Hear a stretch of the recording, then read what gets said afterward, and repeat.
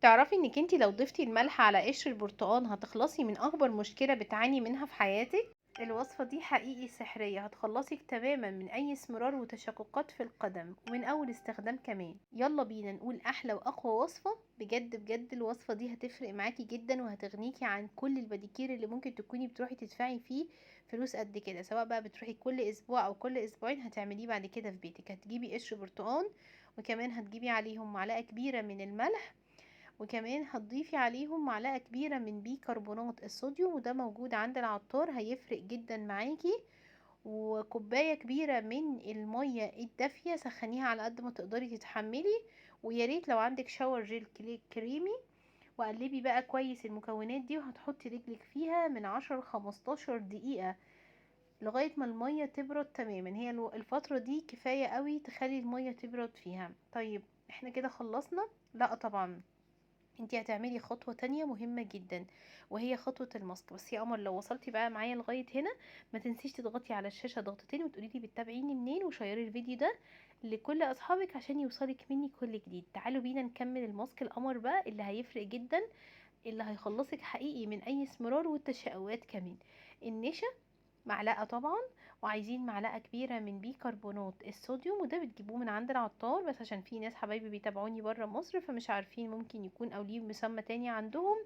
وكمان عايزة معلقة من البن السادة اللي بدون اضافات او بديل القهوة. قلبيهم بقى كويس جدا. عندك تصبغات شديدة قوي قوي وحاسة ان هي بقالها سنين وعنيدة، هتضيفي معلقة كبيرة من الحنة البيضاء، والحنة البيضاء دي بتجيبيها من عند العطار. قوليله عايزة حنة بيضاء، ودي بيكون لونها ابيض، يفضل تجيبيها سايبة مش العلب، وبتكون ابيض خالص، ما ابيض تلج زي بودرة التلج كده. طب لو ما عنديش معرفتش اجيبها، ممكن تستبدليها ببودر الأطفال ولكن يكون سادة مش بدون روائح نهائي. بيأدي الغرض برضو، ولكن مش نفس النتيجة بالظبط. يعني الحنة البيضاء تفتيح فوري. هنا بقى أنا هضيف معلقة كبيرة من الملح، ملح الطعام. هنضيف بقى ايه بالكلام على الكلام القمر ده كله؟ هنضيف بشكل تدريجي الخل اللي هو خل التفاح. لو ما عندكيش خل تفاح، خل ابيض مفيش مشكله، بس طبعا هو يفضل خل التفاح، هيكون فعال اكتر مع التشققات. هتحسي بشويه من الفوران، هتقلبيهم لغايه ما يهدى شويه الفوران. بعد كده هتبتدي تضيفي الكلام ده كله على القدم. ركزي على الاماكن اللي عندك فيها تشققات، وكمان ركزي على الاماكن اللي عندك فيها تصبغات. هتسيبيها حوالي ربع ساعه. طيب وبعدين هنسيبها كده في الهواء؟ لا، هنغطيها بستريتش.